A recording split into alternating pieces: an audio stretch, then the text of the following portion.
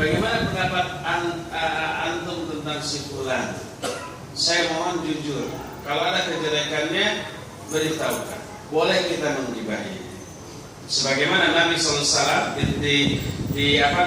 ditanya oleh seorang wanita, saya dilamar oleh 2 orang, yaitu Muawiyah dan Jaham. Kata Nabi SAW, Muawiyah itu orang miskin, Jaham itu orangnya keras, suka mukul. Jangan. Itu gibah bukan? Gibah. Nikahlah kamu dengan si fulan, maka dibolehkan. Ya. Jadi kalau ada akhwat yang nanya bagaimana si fulan, lalu kita harus sebenarnya jelek, sampaikan kejelekan. Jangan kesini aja. Juga dibolehkan bergibah, ya, yang dilakukan oleh seseorang kepada orang lain tentang orang ketiga yang jahat. Orang ketiga yang jahat hanya bisa ditaklukkan oleh polisi atau oleh jawara atau oleh apa. Kita nggak berani. Lalu kita bilang ke sang jawara, itu si fulan itu jahat, suka gini. Tolong amankan. Itu gibah bukan? Ya, gibah itu dibolehkan. Ya. Itu diantara beberapa contoh gibah yang dibolehkan dan banyak lagi yang lainnya. Wallahu a'lam. Saat Nabi Isa berpuasa, mengapa hanya babi yang dibunuh? Terus apa lagi itu? Yang pertama karena babi itu simbol makanan pokok orang-orang Nasrani. Yang pertama itu, ya. Dan kenapa dibunuh pasti ada hikmahnya. Kenapa sapi yang lain dari sapi mah nggak bermasalah ya, sapi, kambing, ayam nggak bermasalah. Dan si babi ini bermasalah. Ya. Apakah Ya'juj Ma'juj semenjak di penjara Dzulqarnain berkembang biak sampai saat ini? Iya, kita belum bahas, tapi iya. Nanti Ya'juj dan Ma'juj tanyakan pada waktu membahas Ya'juj dan Ma'juj.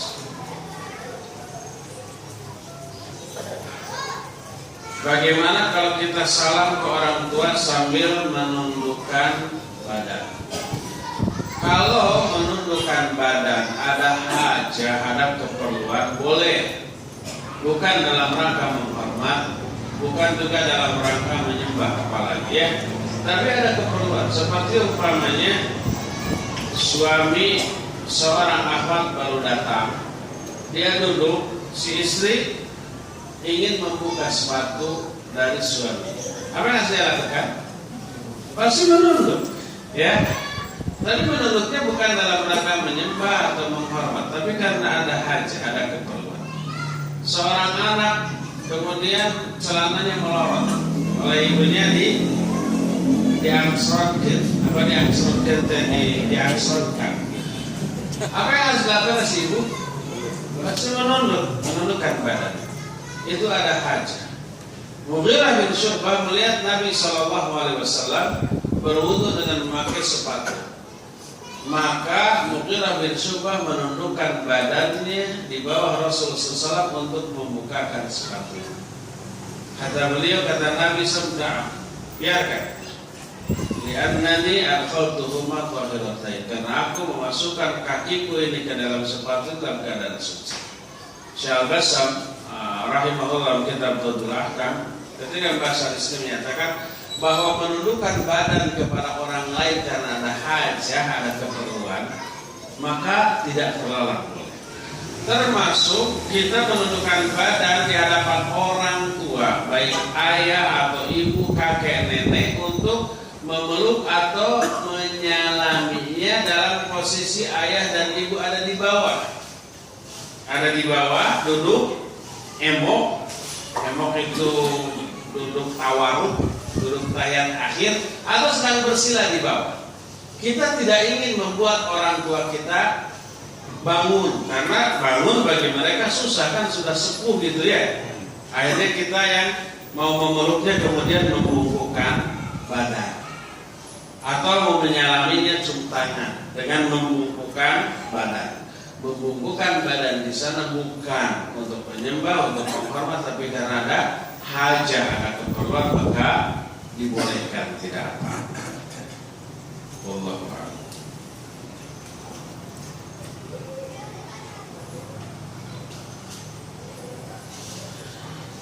Kami masih memiliki anak-anak atau 2 anak? Anak 2 kali, anak-anak ya, yang masih sekolah SD. Di rumah kami sekuat tenaga untuk tidak memberikan gadget games ke anak-anak kami. Timbul masalah ketika hadir di kajian, justru banyak anak-anak yang main game. Mungkin juga anak-anak tersebut anteng di kajian. Walhasil anak-anak kami jadi minta games. Mereka berdalih kalau di kajian saja anak-anak yang lain boleh main game, kok kami tidak. Tidak memberikan gadget kepada anak bagus, itu harus diperhatikan. Kalau ada anak orang lain main, bukan kita yang mengalah, tapi sebaliknya. Anak-anak yang lain harus mengikuti anak-anak kita, ya. Sebagai gantinya kita kasih pekerjaan. Gini, kamu hafalkan surat pendek ini selama mamah ngaji. Beres mamah ngaji kamu hafal, nih cendol 1 bungkus, 1 gelas. Atau kamu pengen hadiah apa? Kalau sudah hafal ini, gadget. Jangan itu. Kamu pengen minta hadiah apa? Kalau umpamanya selama kajian 1,5 jam atau 2 jam ini kamu hafal surat pendek ini, apa hadiah yang kamu inginkan? Mama kasih.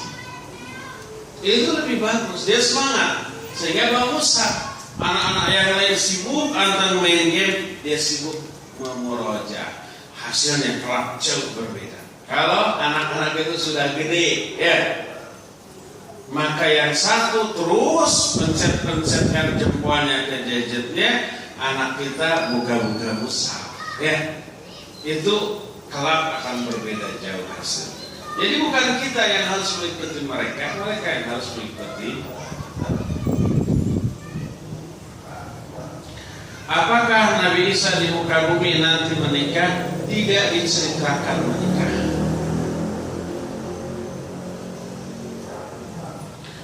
Adakah hadis yang sahih tentang salat tasbih? Yang sahih tidak ada. Tapi yang menghasankan ada. Di antara yang menghasankan Syekh Al-Albani rahimahullah. Syekh Ridwan Jami' Ridwan dalam kitab Mukhtasar Minhajul Qasidin. Kemudian Al-Imam Ibnu Qudamah, ya, dalam kitab Mukhtasar Minhajul Qasidin menghasankan itu, sehingga mereka menyatakan itu sunnah. Sebagian ulama lain mendhaifkan, bahkan Syekh Al-Utsaimin dan Ibnu Taimiyah dan Syekh Al-Utsaimin menyatakan itulah aslalah. Walhasil salat taubat diikhtilafkan. Tapi yang mensahihkan hadisnya tidak ada, yang menghasankan ada. Boleh nggak kalau bersalaman mencium tangan orang tua? Boleh. Ada teman saya putranya meninggal karena kecelakaan, lalu mendapat santunan asuransi pihak lalu lintas dan sebagainya. Halalkah uang tersebut? Tidak halal. Jika halal dibolehkan, nggak digunakan? Tidak halal. Itu anggap saja uang riba, ya, salurkan ke sama dengan uang riba, ke jalan-jalan yang mau diaspal, gang-gang yang mau ditembok, MCK umum kayak gitu, ya.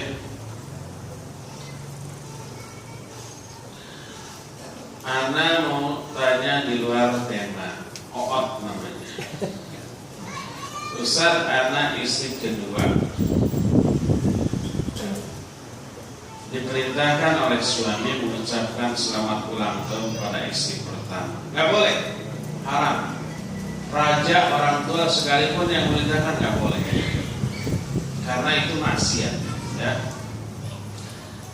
Bagaimana dengan doa HBD?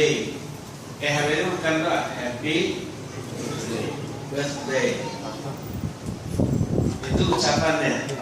Oh, yang dua itu water, WUATB, water. wish you all the best. Sering disingkat apa? Berarti itu doa ya, sama dengan barakallahu fiikum gitu.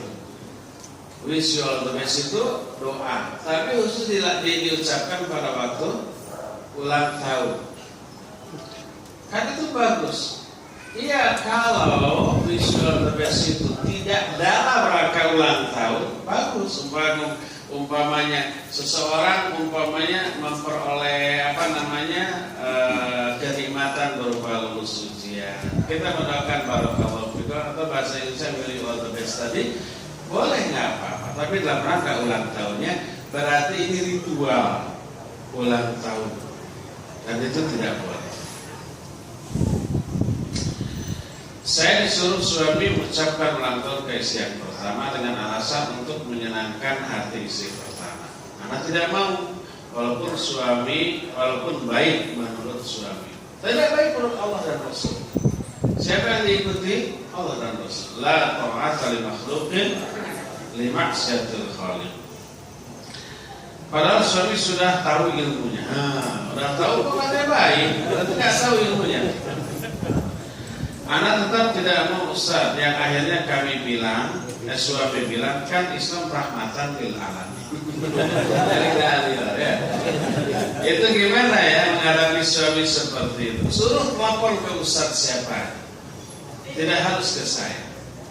Ustaz, bagaimana mengucapkan wish you all the best kepada orang yang berulang tahun, boleh enggak? Kalau Ustaz menjawab enggak boleh, kalau barakallahu fikum boleh. Saya pakai. Jangan tanya Ustaz seperti itu. Dan anak pun tidak diperlakukan adil. Ini curhat. Dikarenakan istri pertama tidak suka sama anak. Ya wajar. Boleh nggak anak tinggalkan suami? Ya jangan. Mohon penjelasan. Sesuatu yang rusak lebih utama diperbaiki daripada dibuang. Kecuali kalau diperbaikinya tambah rusak dan akan mencelakakan kita, ya baru ya. Tapi selama masih memperbaikinya lebih bagus.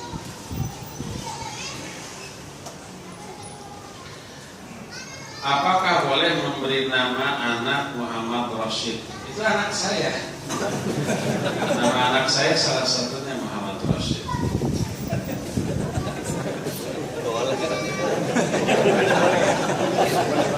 Boleh ada royal.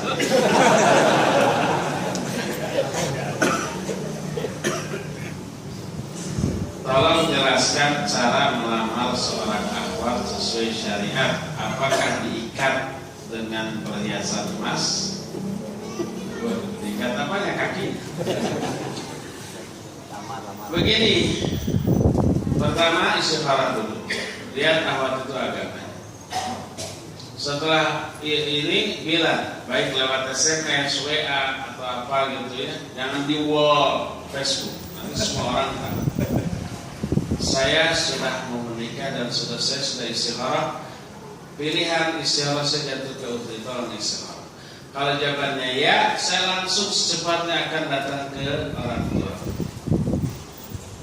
Kata awak, dari dulu saya sudah menunggu anda. Please kami, silakan umpamanya ya, datang ke orang tua aja. Tunjuk ini kan, ungkapkan saya ada minat mempersunting putri bapak.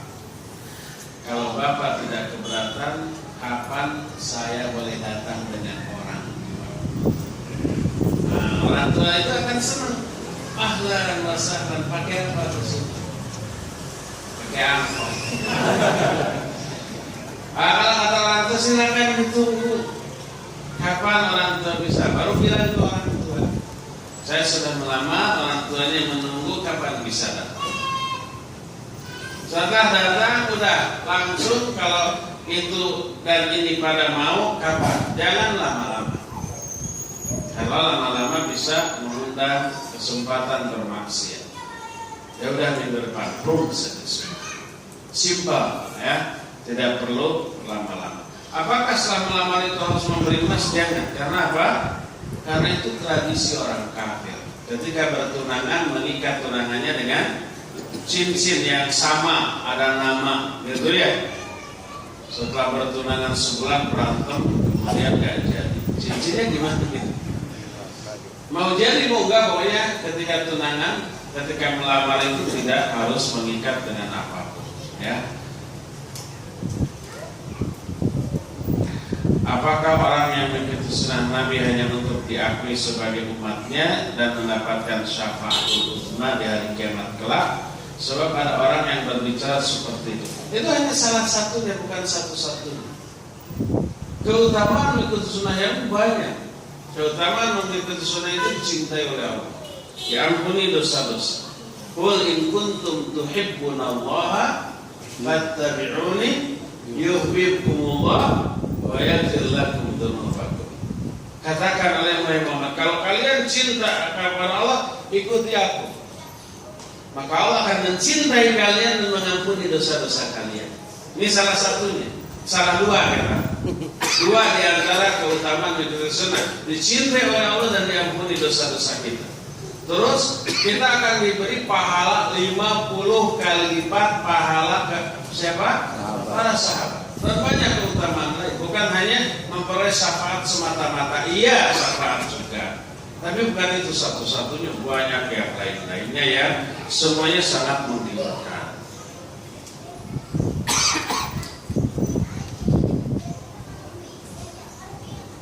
Setelah Dajjal mati dan Nabi Isa memerintahkan di muka bumi, apakah masih ada orang kafir? Ini sudah diterangkan belum? Sudah, ya. Kalau masih ada orang kafir, apa yang akan terjadi kepada orang kafir itu? Mati hanya dengan menghisap aroma Nabiullah Isa alaihissalam. Ustaz, kenapa Nabi yang diutus di akhir zaman adalah Nabi Isa, bukan Nabi yang lain? Sudah diterangkan? Sudah ada dua kemungkinan. Mungkin dia hadir kemarin, mungkin hadir tapi main gadget tadi sama anaknya. Pinter sekarang giliran mama. Jadi nggak dengar. Apakah turunnya Nabi Isa ke dunia tidak bertentangan dengan ayat Allah bahwa Nabi Muhammad Nabi terakhir? Sudah dibahas? Sudah. Sama orang. Terakhir, saya ingin menanyakan bagaimana hukum tidur. Boleh. Kalau yang tidur bagaimana hukum tidur? Hukum tidur, makan dan minum di masjid. Oh, di masjid. Saya lihat terkadang masjid dilarang untuk tidur, dan bagaimana hukum tidur di masjid seperti kaki menghadap kiblat. Hukum asal makan, minum, tidur di masjid dibolehkan, belajar dibolehkan, latihan perang-perangan dibolehkan, karena itu juga dilakukan oleh Nabi dan para sahabatnya di zaman itu. Hukum asal dibolehkan, mubah. Tapi kalau yang mubah tadi menimbulkan madarat, seperti orang lebih banyak yang tidurnya pas orang mau sholat, nggak ada tempat, satu tempat pun nggak ada, karena semuanya banyak orang yang sedang tergeletak tidur. Itu madarat, menghalangi orang yang mau sholat di sana.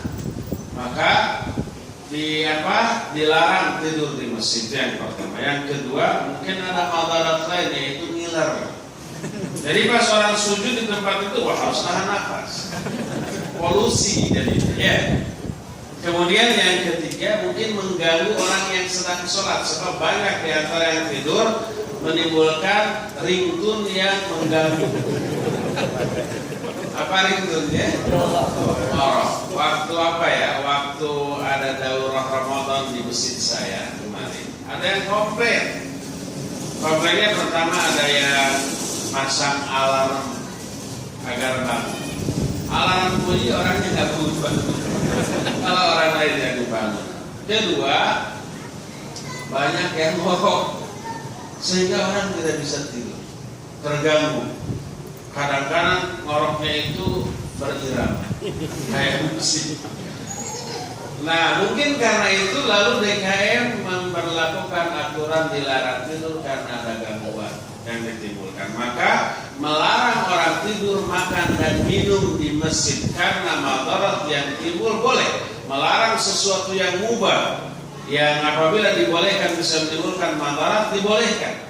Seperti dilarang makan dan minum di masjid karena masjidnya pakai karpet.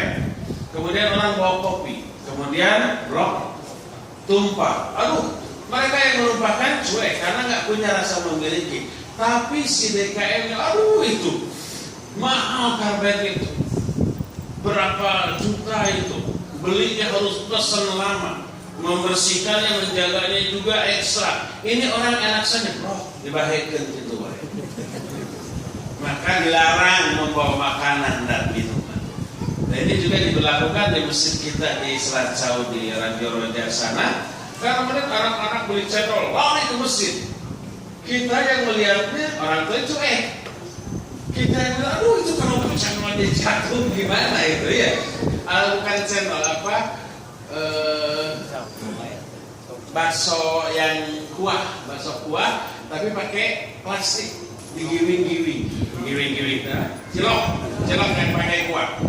Beli Rp1.000, pakai plastik, pakai kuah. Lari ke masjid begitu. Kalau itu jatuh, kita yang nangis. Orang tuanya cuek, sini saya. Kitanya. Nah, mungkin itu madarat yang ditimbulkannya lalu dilarang. Makanya kita mengantisipasi siapkan karpet plastik. Jadi pas buka, pas sahur di dalam masjid, hamparkan karpet plastik, lalu silakan makan dan minum bisa. Tumpah juga tidak apa-apa karena di karpet plastik. Seperti juga yang ada di Masjid Haram dan Masjid Nabawi kalau hari Senin dan Kamis selalu ada buka bersama dihamparkan plastik. Itu pun ada yang tumpah di karpet. Ya cukup sampai di sini saja. Subhanakallahumma bihamdik asyhadu an la ilaha illa anta astaghfiruka wa atubu ilaik. Walhamdulillahirabbil alamin. Wassalamualaikum warahmatullahi wabarakatuh.